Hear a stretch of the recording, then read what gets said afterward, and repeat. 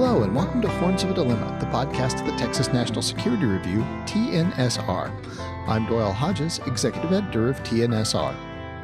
Students at the nation's war colleges are taught that strategy is how you connect ends, that is, your strategic objectives, ways, the techniques in which you desire to achieve them, and means, the resources you have at your disposal to do so.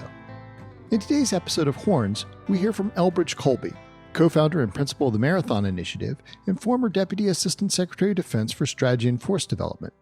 Colby is discussing his book, The Strategy of Denial, American Defense in an Age of Great Power Conflict. Colby identifies the end of American military strategy as preventing Chinese hegemony in what he argues is the world's most important economic sphere, that is Asia. He identifies the ways as a defense perimeter comprised of U.S. forces, but importantly of allies and partners as well. The means, he argues, are to break up China's ability to break this defensive perimeter of allies and partnerships by denying them the ability to achieve faits accomplis, or acts that are already completed, and thus throw into doubt America's credibility and resolve.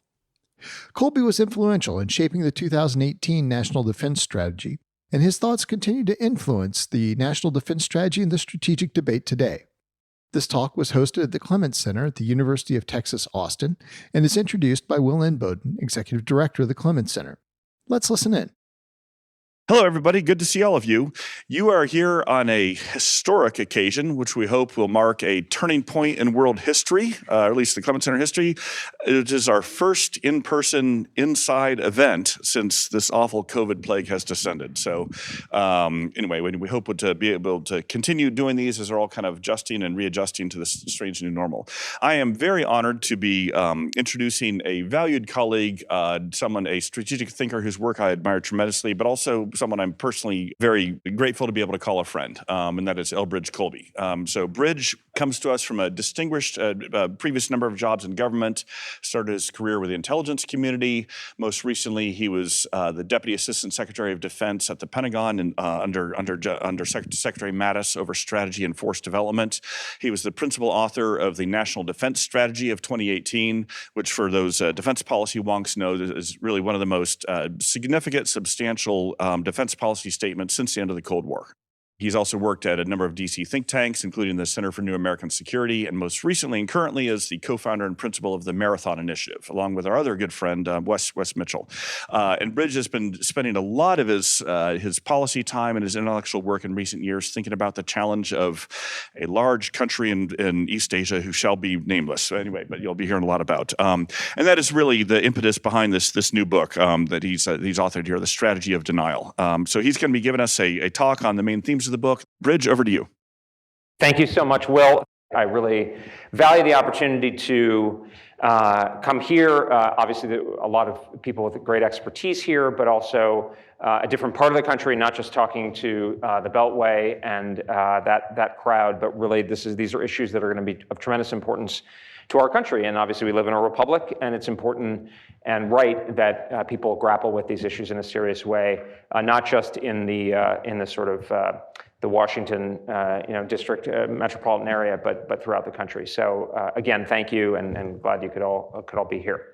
The basic impetus behind this book is my grave concern about the mismatch between the grand and defense strategies that America is in practice pursuing on the one hand, and our actual power on the other. I think it's fair to say that America is largely continuing to pursue a strategy of global engagement and heavy forward presence in all of the three key traditional theaters, Asia, Europe, and the Middle East. Yet the fact is that we just don't have the overabundance of power to do that anymore that we once did. We are no longer as dominant as we were after the Cold War, when many called it the unipolar moment. This is above all because of the rise of China, which is now as large, or by some measures, a larger economy than the United States itself. Moreover, the share of global power is shifting away from established U.S. allies.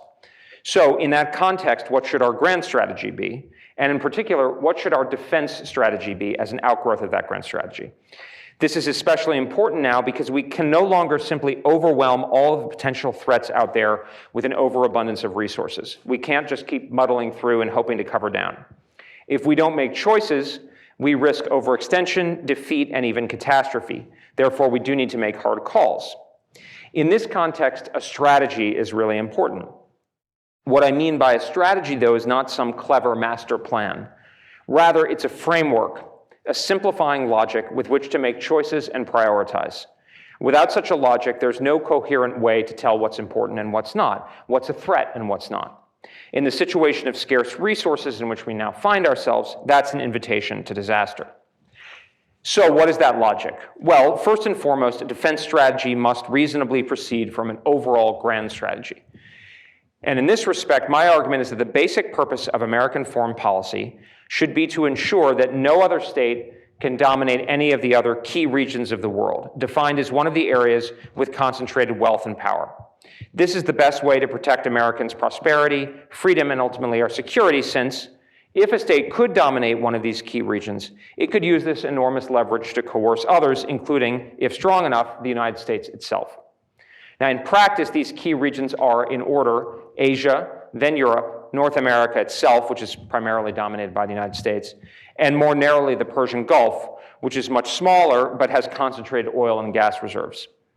Now, by far the most important of these is Asia, which today constitutes more than 40% of global GDP, and that share is markedly growing. It's set to be half before long. Europe is second at roughly 25%.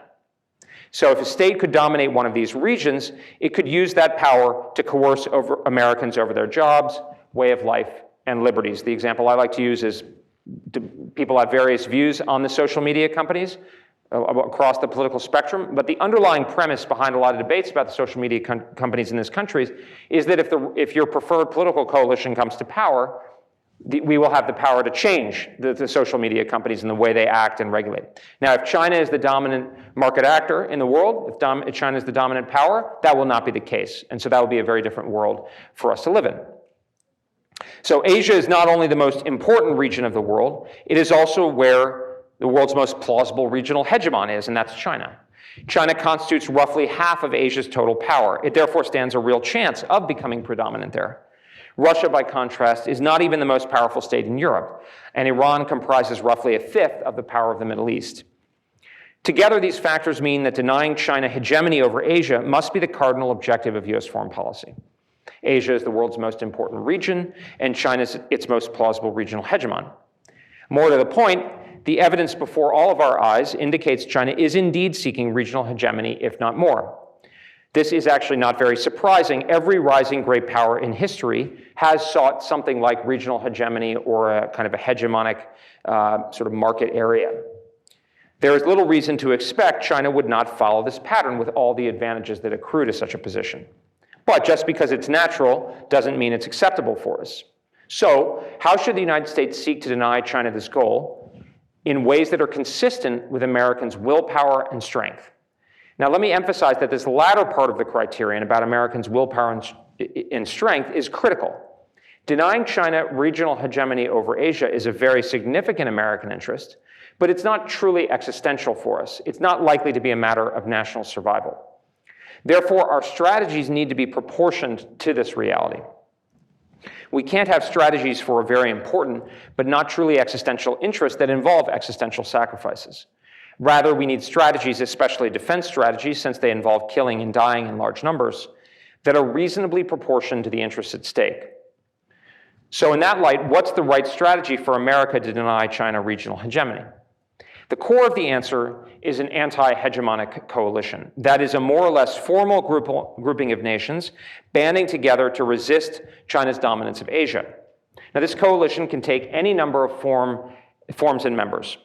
The natural candidates include Japan, India, Australia, South Korea, Taiwan, the Philippines, Vietnam, Singapore, Indonesia, Malaysia, and the like. There just need to be enough states working together to outweigh China and its own coalition, which is likely to include states like Cambodia and Pakistan. Now, the Quad, which has received a lot of attention recently, might be the basis of such a coalition, but it need not be. It may take other forms, either in addition to the Quad or ultimately or substituting for the Quad.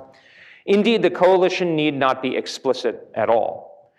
The condition is simply that enough states be working together to deny China's hegemony over Asia, and that coalition be resilient to whatever strategy Beijing pursues to its own ends. Now, the US role in this coalition is critical. think of America as the external cornerstone balancer. Now, why is this role so important? It's not necessarily obvious. Actually, the ideal for Americans would be to disengage, sit back, and let others bear the responsibilities, costs, and risks of balancing China. We were basically able to do this in the first century and a half of our history, letting Great Britain in particular, as well as others, worry about maintaining the balance of power in what was then the world's primary theater, Europe. The problem is that this passive approach is very unlikely to work vis-a-vis China and Asia. The reason is that China is just too strong relative to the other states in the region. No other state could plausibly lead a coalition to balance against Beijing. Each state would be too vulnerable to China's strength and ire. This is even true of the most important regional states other than China, like Japan and India. They're just quite a bit weaker, a lot weaker than China is. Now, this is especially because China has a naturally good strategy to defeat any anti-hegemonic coalition, what I think of as a focused and sequential strategy. This is a strategy of focusing on and isolating coalition members in sequence, progressively weakening the coalition until Beijing can establish its dominance of the region. In other words, Beijing's strategy is unlikely to be precipitating a massive war that will array all of its opponents against it at the same time. This would too likely lead to its defeat and, in minimum, would incur great cost and risk. This is what happened, for instance, to Germany in the Second World War. Instead, Beijing is more incentivized to go after coalition members one by one, progressively weakening the coalition until it falls apart. Think of this as an analog to Bismarck's approach in the 1860s and 1870s. If states in Asia think they will be vulnerable to this strategy, to Beijing's focus, strength, and ire, they're much more likely to decide to do what the academics call bandwagoning with China, making a deal effectively, reasoning that they are better off cutting a deal now rather than being punished for standing alone later. So how do we deal with this tough problem? A key part of the solution of getting states to stand strong in the face of Beijing's focused and sequential strategy is alliances. Now, alliances are something different than just being in a loose coalition together. Alliances are strong signals of resolve, especially by a cornerstone balancer like the United States, to fight to defend another state.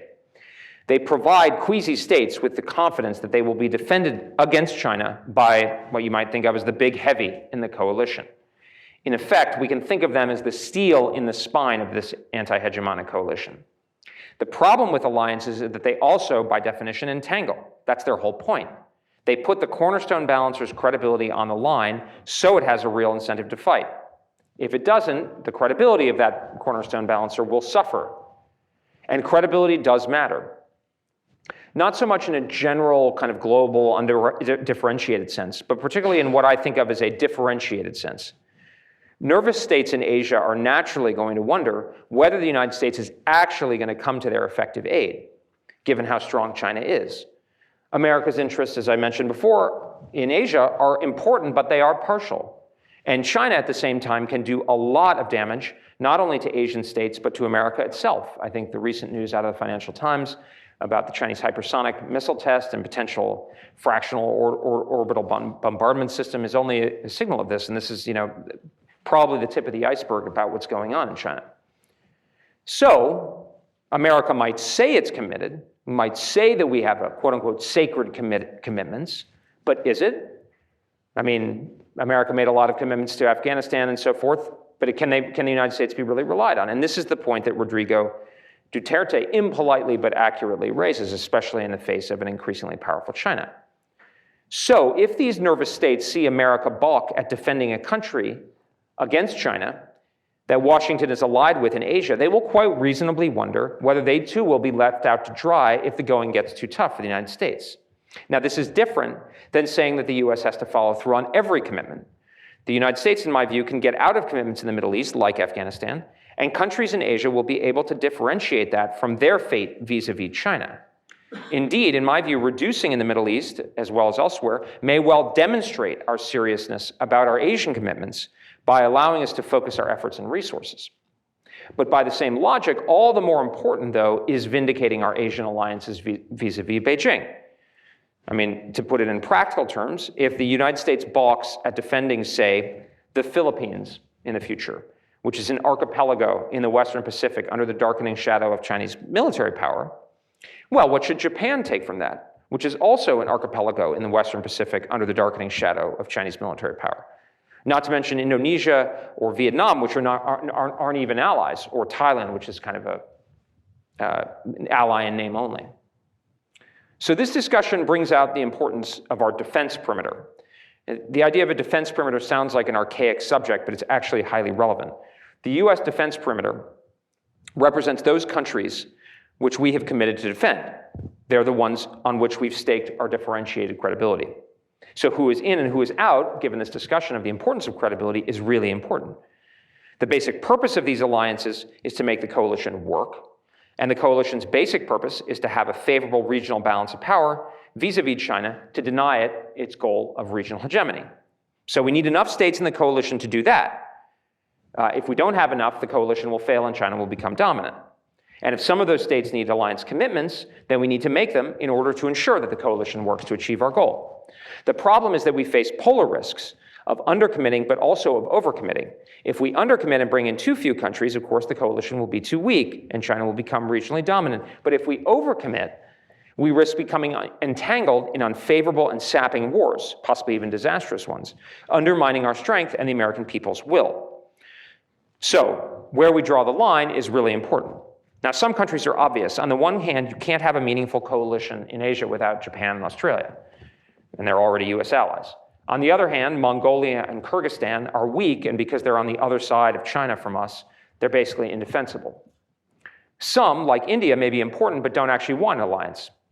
So the rub of the matter of our defense perimeter comes down to places like Taiwan, the Philippines, Vietnam, and a few others in East and Southeast Asia. These countries are significant economies and important for geographical and other reasons, but many of them are quite difficult to defend against China. But how difficult, costly, and risky to defend? This is a critical question, and this is a question of military strategy, of how to fight wars.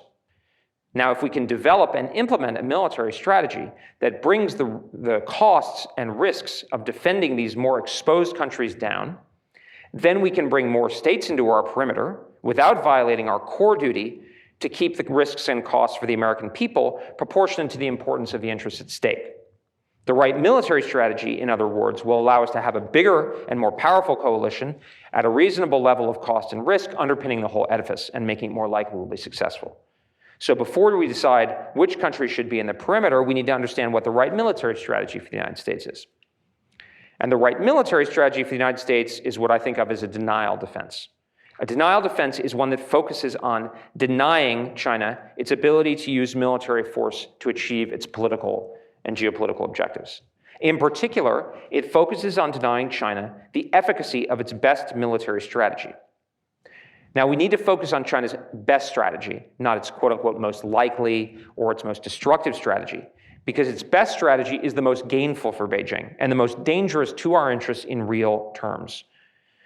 Beijing's best geopolitical strategy against the anti-hegemonic coalition is, as I mentioned before, the focused and sequential strategy, picking off members one by one until it collapses. Beijing's best military strategy to advance towards this goal is to use targeted military force against vulnerable members of the coalition, irresistibly imposing its will on the targeted state while avoiding triggering a full-scale intervention by the rest of the coalition. In light of this, Beijing's best military strategy is a fait accompli against a vulnerable coalition member like the Philippines, Vietnam, or above all, Taiwan. A fait accompli would involve Beijing seizing and occupying one of these countries before the broader coalition could come to their effective aid. Beijing would then present the coalition with a new set of facts, try to do the far more difficult task of reversing these new facts at great cost and risk, or accept the new reality and learn to live with it. It's a very good and therefore very dangerous strategy. It's entirely plausible not only that Beijing could do this, it is in fact building the military for power projection not only against Taiwan, but well beyond that, but also that the coalition would indeed balk at the costs and risks of reversing this result.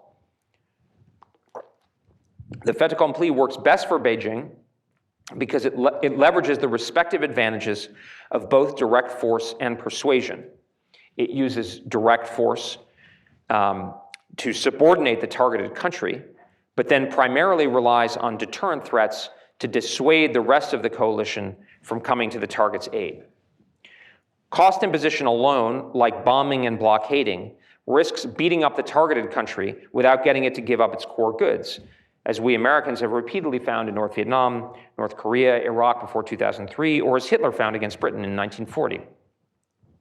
Instead, Beijing would use direct force, including ultimately invasion of a target's key territory, to get it to concede. In the case of Taiwan, this would presumably include annexation, but it need not. China could ultimately use such a strategy against the Philippines or Vietnam without wanting to annex them, but rather to get them to bend the knee, if you will. It's worth recalling that America invaded Iraq not with the idea of annexing it in 2003, but to coerce it over what Baghdad regarded as a core good. At the same time, for China, the fait accompli exhibits restraint, therefore enticing other coalition members to give up their targeted coalition partners in hope that they'll be spared in the future. So, if Beijing can make this fait accompli strategy work against, say, Taiwan, it could replicate it against another vulnerable coalition member like the Philippines or Vietnam. Beijing would not likely have to go after each and every coalition member, though, to achieve its goal of bringing down this anti-hegemonic coalition. If it could use it against a few states successfully, paradoxically, especially against states with a U.S. alliance or security commitment, given the central importance of America's differentiated credibility to the whole coalition, that would very likely make clear the coalition was hollow and kind of cause a run on the bank, you could think of it. That coalition would then collapse as an effective entity, and Beijing would become regional hegemon. So the purpose of a denial defense is to prevent this from working. The denial defense strategy does so by focusing on denying Beijing's victory conditions, its theory of victory, if you will. Now, this is a negative criterion. It focuses on denying the enemy's goals, not attaining our own. But this is actually good, though it means a lower bar. As long as our embattled ally can hold on, in effect, the coalition wins and China loses. Now, this may not be pleasant, but it will be enough for our geopolitical purposes. China is the one that has to decisively change this. So for Beijing's strategy to work, it first and foremost must get the targeted coalition member, say Taiwan, to give up. It therefore must exert control or do enough damage to force that targeted state to give up its autonomy and even independence, the very definition of core goods. To do this, Beijing is very likely to have to occupy what I think of as the key territory of the targeted state. Basically, its capital, major populated areas, major military facilities, this kind of thing. Blockade could work, or bombardment, or these kinds of things, but it's very hard. They're hard to find historical examples. It's also quite likely to induce American intervention and ultimately leave the choice in Taiwan and America's hands if we continue with the Taiwan example. I mean, there's a reason countries essentially always choose to resort to invasion over blockade when they have the option. This is why, as Napoleon put it, if you want to take Vienna, take Vienna. Without invasion, Beijing very likely won't have the leverage to force the target to give up. So if we continue with Taiwan, Taiwan's very unlikely to give up due to the loss of, say, the offshore islands that are just off the mainland, say, Quemoy and Matsu. I think this is one of the reasons the Chinese haven't occupied these islands over the years, is because it actually would just catalyze Taiwan's resolve to defend itself. But if China occupies, say, Taipei and Kaohsiung and the island's populated areas, then Taiwan won't have any choice. It will be forced into capitulation. Then America and its partners will face the awful prospect of having to wage a much larger and much more difficult war, and I would say uncertain war, to eject China from the island. So in light of this, the United States and its partners in the coalition can deny Beijing's strategy in one of two ways. This stems from the fact that for the fait accompli to succeed, Beijing needs to seize and hold its target's key territory. Obviously, it has to seize it in the first place. But if it can't hold it in the face of readily available defending forces, then there's no fait accompli. So the U.S. and its partners can deny China's ability to seize, say, Taiwan's key territory in the first place, or its ability to hold it. So the first would emphasize striking at China's invading flotilla and air armada before they reached Taiwan. The second would focus on attacking Chinese forces, presumably while exposed, once they had landed or airdropped on Taiwan. Moreover, the United States and its confederates can do both, attacking Chinese forces as they cross the strait and once they are using both methods to deny Beijing its ability to seize and hold the island's key territory.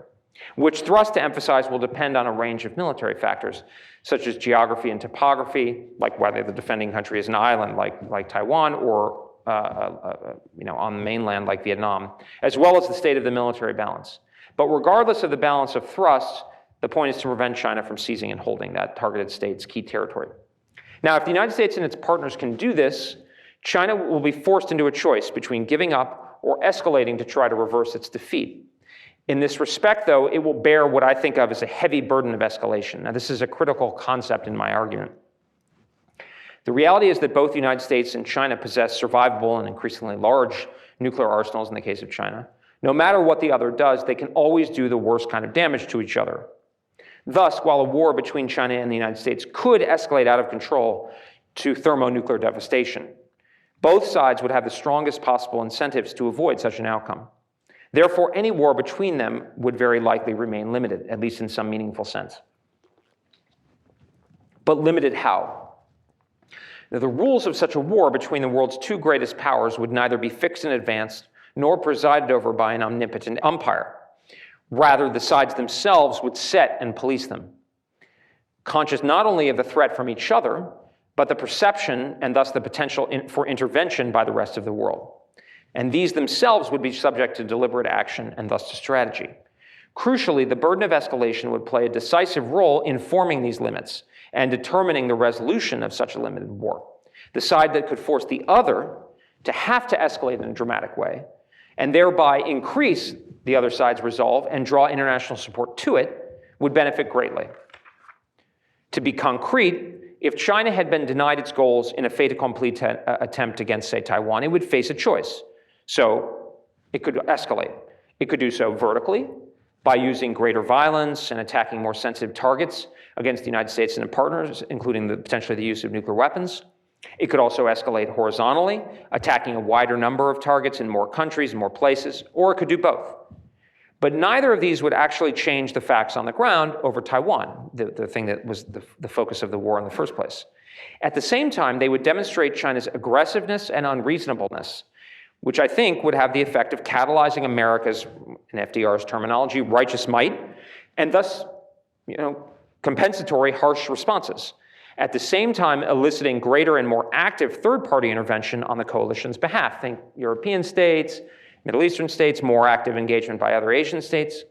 So, if China did this, the United States and others could respond, escalating their own attacks and imposing further costs on China, and doing so in ways that would seem just and proportionate because reactive. In these circumstances, China's efforts to escalate out of defeat would actually only draw more pain to itself and ire onto itself without turning its fortunes in the central battle. The image I like to think of is, as with a victim struggling against a boa constrictor, every attempt by Beijing to struggle out of its predicament in these circumstances would actually just make its fate worse. Or, alternatively, the second big route, China could give up.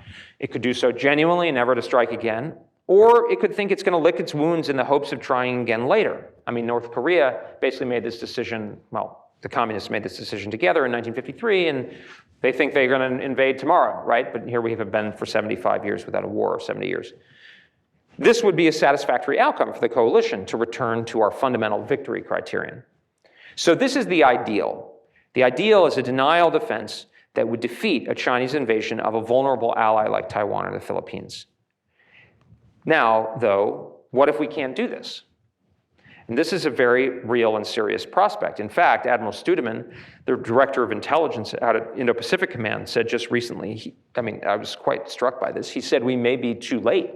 And I think he was suggesting vis-a-vis Taiwan, but I think he was telegraphing a broader set of trends that my good friend and Tom Shugart has written about very eloquently. The trend lines are really, really sobering. So this is a real possibility. So this failure might happen because of our own neglect. People talk about a shift towards China, but if you look at the defense budget, it hasn't really changed all that much. But it could also happen because China just simply proves too strong and gains a military advantage over, say, Taiwan or even the Philippines. If you looked at the Indo-PACOM slide from a couple months ago, they're going to have 3 aircraft carriers in the region by the middle of this decade, and the U.S. is maybe going to have 1. Now, the aircraft carrier is not the only thing in the military, but it helps a lot. It's got a lot of airplanes on it, and they have the home field advantage anyway. So it could be a combination of these things, and unfortunately, this could be the trajectory that we're heading on right now if we don't change. But in this case, we'll need to find a way to uphold the coalition, even in the face of much greater Chinese military power and advantage. So the key in this context will be generating that greater resolve needed to do this. The resolve to actually bring the coalition's latent power actively to bear, because this can't be taken for granted. Because yes, sure, the United States is an enormously important country, but most people are completely uninterested in fighting a huge war over what they probably reasonably regard as pretty peripheral interests in the Western Pacific. So the big question is, how do we catalyze that resolve? And my argument about this is what I call the binding strategy. So the basic logic here is in this kind of situation, we basically need to deliberately array and develop our and our partners' forces in such a way that China is compelled, if it wants to implement its preferred focused and sequential strategy, to appear so menacing, aggressive, ambitious, etc., that it will actually catalyze the will of the fuller coalition to defeat its effort, that China's behavior itself will show that it's a menace that needs to be dealt with. And that's a deliberate product of how we've postured our forces, that they have decided that they are willing to look that way. So the logic is to ensure that Beijing, by putting what it regards as its best strategy into effect, will make clear to coalition members that they are better off defeating it now rather than later. And this can be done if China's actions, such as attacking more states more aggressively, behaving more cruelly, will show that it's more menacing than they might previously have thought, more of a problem, and thus more urgently in need of redressing than they had previously anticipated.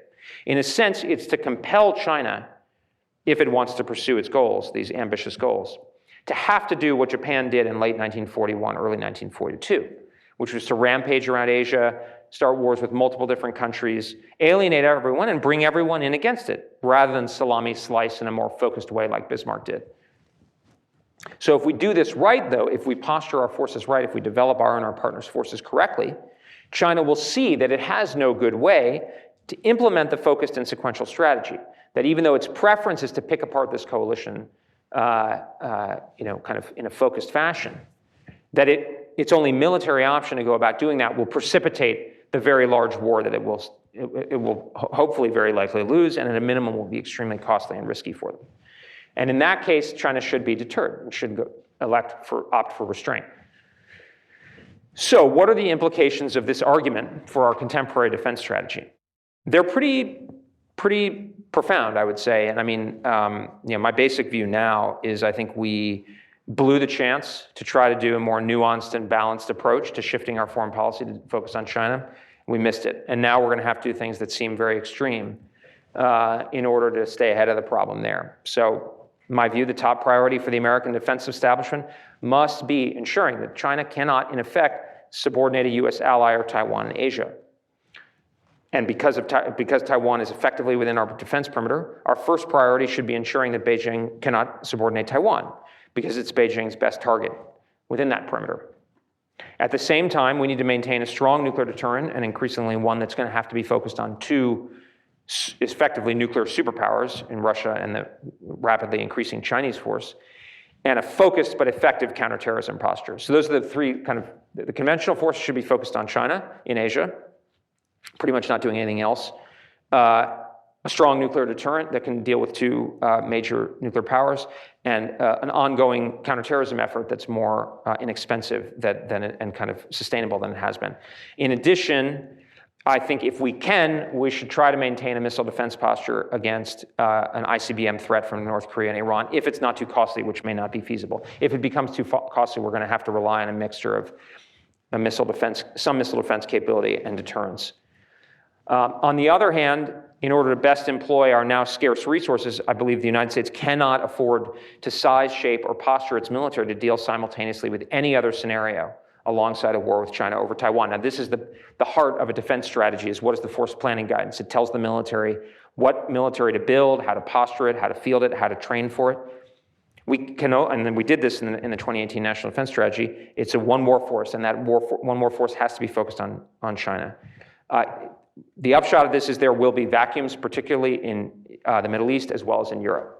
We cannot afford to have a major footprint, I think, anymore, a conventional forces footprint in Europe. In fact, if Russia invaded NATO, I think we would have to withhold munitions for the potential for a Chinese attack on Taiwan. And so I spend a lot of time actually communicating directly to the Europeans about this. I have an article in German. Adam, my good friend, speaks German, but I had it translated. But they need to be clear about this, and we need to be clear about this, that we cannot, there are real choices here. And the way to do this is basically to get our allies to do more and to step up. And how to do that is something I'm thinking about a lot right now. We need to be able to do better on this, although there has been progress. But this is the world that we're living in today, and we need to reckon with it. So in closing, obviously this is a book about war, about preparing for it, and about how to win it at a reasonable level of cost and risk. But the ultimate goal of the strategy is to be able to come to a decent peace. Indeed, in my view, an acceptable détente with China, without a war, God willing. Achieving this, however, will require firm and focused action, clear and hard choices, and accepting the risk and distinct possibility of war. In my view, only this will earn us the decent peace that we as Americans desire and deserve.